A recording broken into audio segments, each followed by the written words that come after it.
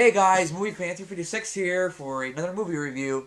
And if you guys saw my last video, I explained why I haven't been posting as often as I was and why you're not seeing Flash or Arrow after shows anymore. Uh, I'm not really going to go into it again.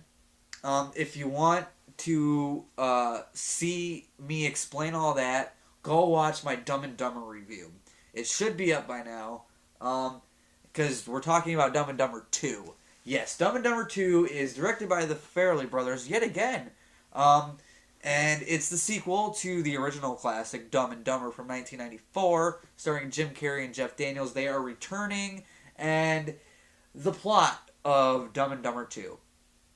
The plot of Dumb and Dumber 2 is when the movie starts off, this isn't really spoilers because it's in the trailer. I think it's in every trailer that circulated the globe. Um, but we see Lloyd, Jim Carrey, is in the hospital and he's basically like a comatose kitty for 20 years. And he's got this long beard and basically Jeff Daniels' character Harry says he can't come see him anymore. He needs to have a kidney transplant. And then he finds out, Harry finds out that he has a daughter that he never knew about, never met. Um, and him and Jim Carrey decide to go on a road trip to basically meet his daughter and basically ask her for a kidney transplant for Harry. That's the plot of the movie. Pretty simple plot. It's basically just Harry and Lloyd on another road trip. And does it work, though? I think it did, actually. I heard a lot of mixed things about Dumb and Dumber 2. I knew that it wasn't going to be, better than the first one. I was hoping it would be as good, but I didn't really have high expectations for that. I was just hoping going in that the movie would be okay. I hope that it would be okay, got some good laughs out of me, and it got a lot of good laughs. I actually laughed more than I was expecting to laugh. Not because I don't have any faith in Jim Carrey or Jeff Daniels because they're too old or whatever. No, that's actually the strongest point of the movie for me is Jim Carrey and Jeff Daniels back together in these roles. You can, you know what? When the movie first starts, you can see like, yeah, they're getting old, but after a few minutes, you pretty much just forget about that. The chemistry still works. They still got it after 20 years. They still have the magic. There are some problems with this movie because, like I said, I liked it. I laughed more than I was expecting it to, but there was just some things that didn't work for me. Like when people ask me, like, "Well, so what did you think of Dumb and Dumber?" I basically tell them, "Well, I liked it. I really did like it. It's just some stuff worked, some stuff didn't. Um, so that whatever. The plot is it's a simple plot. It's Dumb and Dumber. What do you expect plot wise? I mean, it's not gonna be huge character development for these two. The jokes. Let's start off with the jokes because obviously Dumb and Dumber has many memorable jokes and scenes and quotes, and I talk about a couple of them in my Dumb and Dumber review. Go check that out. Um, the jokes in this one I may have to watch it a couple more times, but for the first time viewing it, I don't think any of the jokes are gonna stick with me. I did laugh, like I said, but there were just too many fart jokes. And I like fart jokes here and there, but they gotta be good fart jokes. And there are a couple that are really good, actually. There's one in particular that I won't go into, but it's a scene involving Jim Carrey, Jeff Daniels, and Rob Riggle.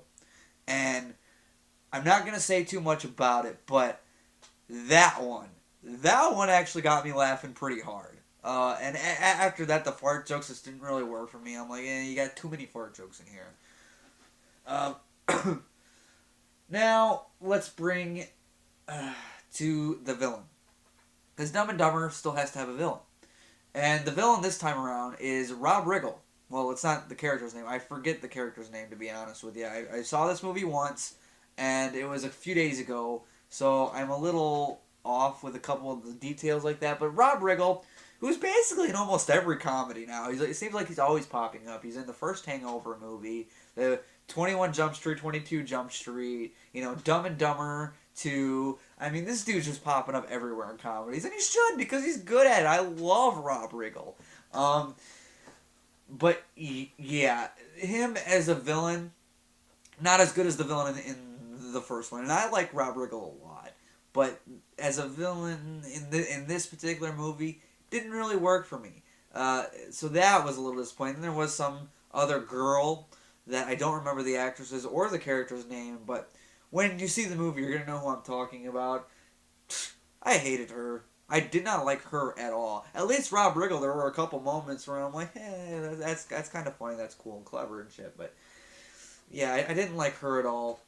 Let's talk about Freda Felcher. Because without going into spoilers, really, they reference the first movie a lot, and a lot of people might get tired of it and hate it.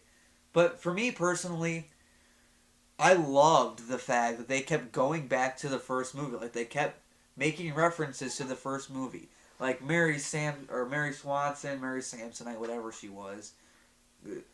Swanson, host, I know, that Dumb and Dumber.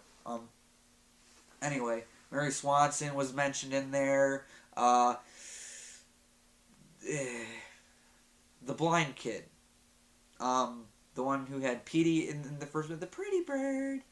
Pretty bird. Can you say pretty bird? Polly, want a cracker? That kid. There's a reference to him in the movie. There's a couple other references from characters and things in the first movie that are referenced, but I'm not going to go into that because those are kind of getting into spoiler territory.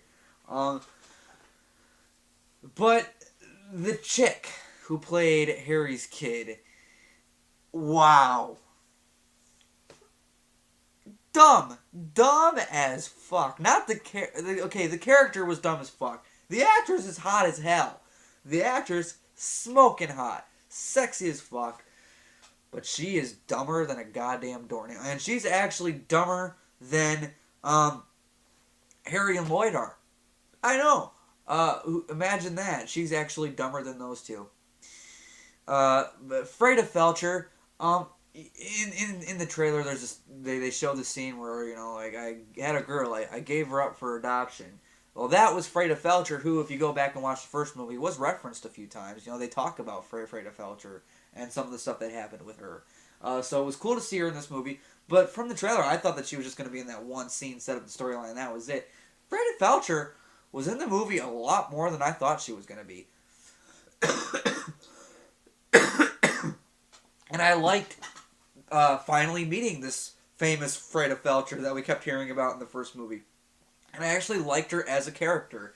And I thought she was a tough bitch, why she slept with these two fuckers, I have no idea. But, they kind of go into that in the movie, but that's spoiler territory. I'm not going to get into it.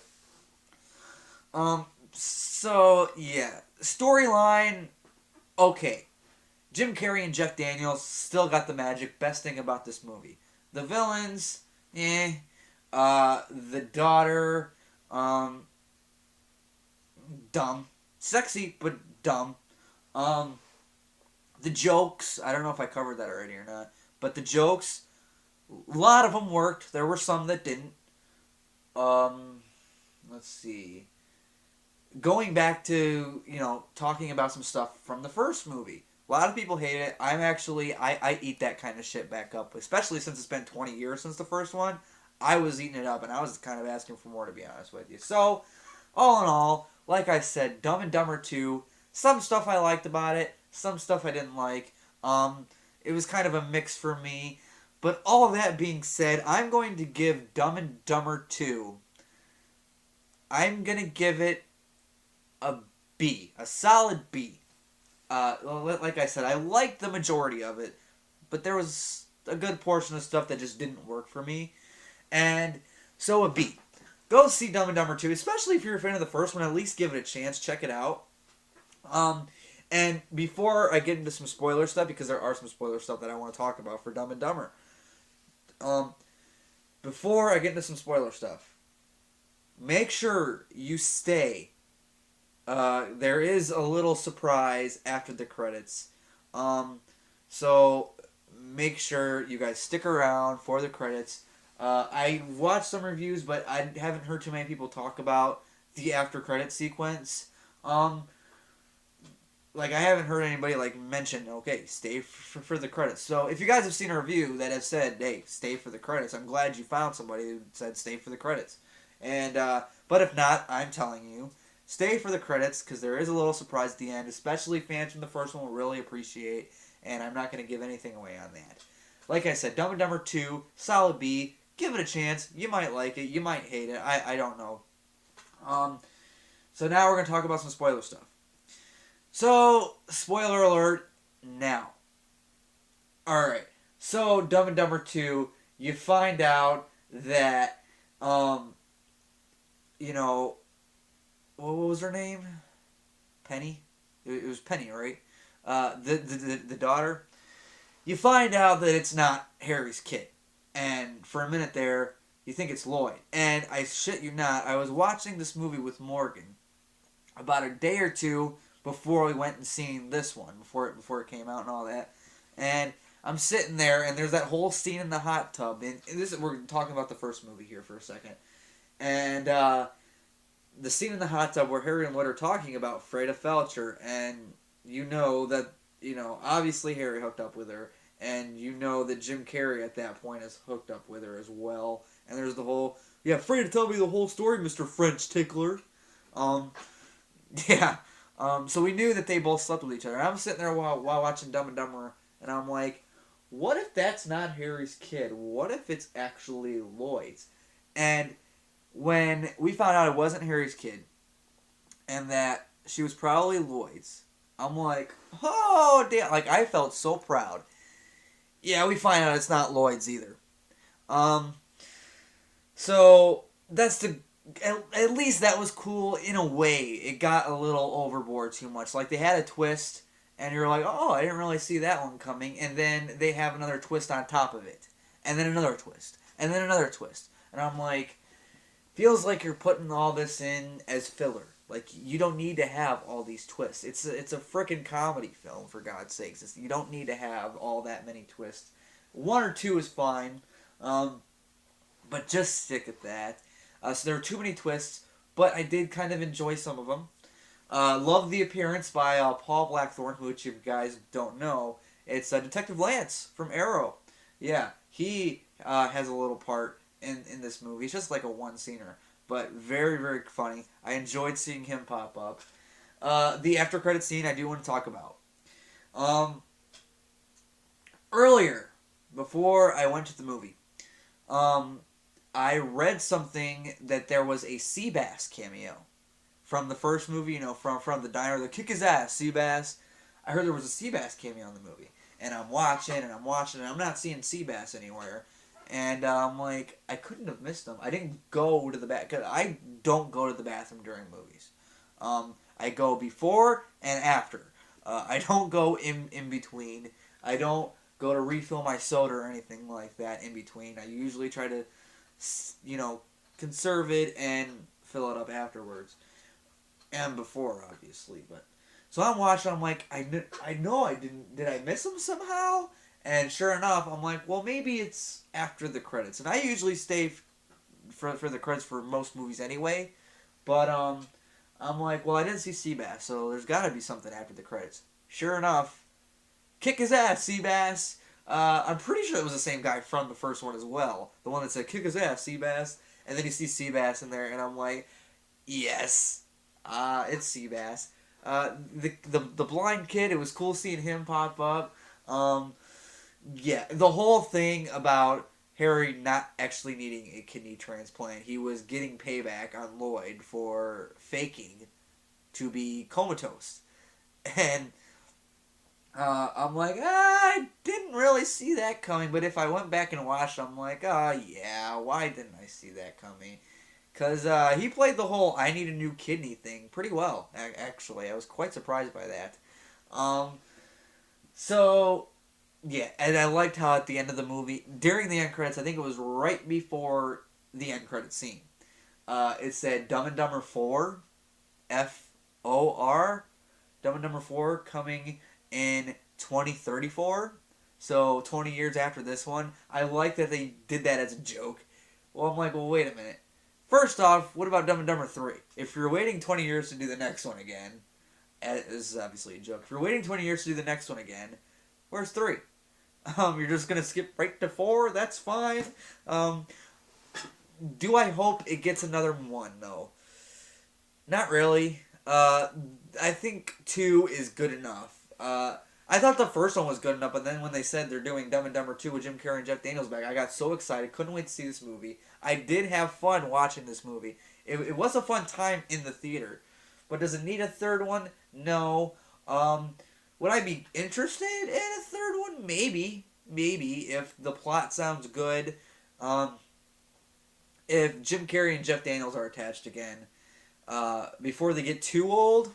Because they're getting pretty old now. I mean, Jim Carrey's a fucking grandfather, for God's sakes. So, before they get too... I kind of like to see it, I guess. I'd be interested. So, guys, what did you guys think of Dumb and Dumber 2? Have you seen it?